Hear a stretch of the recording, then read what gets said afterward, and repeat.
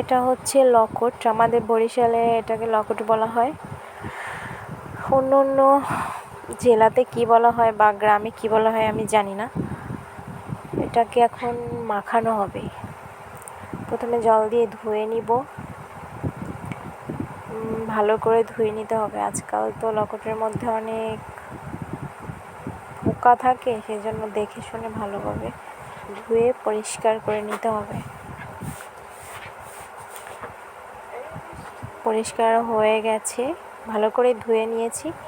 এরপরে এটাকে ভালোভাবে কেটে রেডি করে নিয়েছি।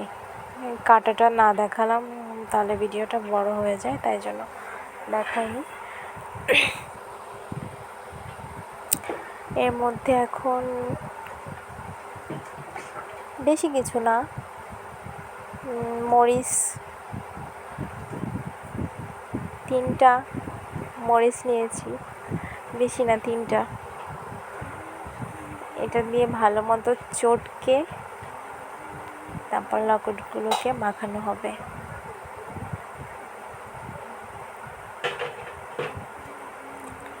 দেন এর মধ্যে একটুখানি লবণ, যদি কেউ চায় তাহলে এর মধ্যে কাসুন্দি দিলেও খেতে পারে, বাট সবাই কাসুন্দি দিয়ে পছন্দ করে না। আমি এর মধ্যে একটু লবণ দিয়ে দিলাম। কাসুন্দি ছিল না আমাদের ঘরে, সেজন্য একটু হালকা করে শুকনো মরিচ আর একটু লবণ দিয়ে, যদি পারেন সরিষার তেল দিয়েও মাখতে পারেন। এই যে আমার মাখা হয়ে গেছে, এখন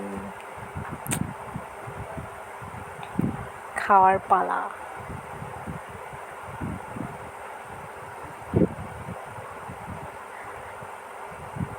বেশি হার্ড না জিনিসটা, একটু কেটে ধুয়ে নিয়ে কেটে তারপরে মাখালেই অনেক টেস্টি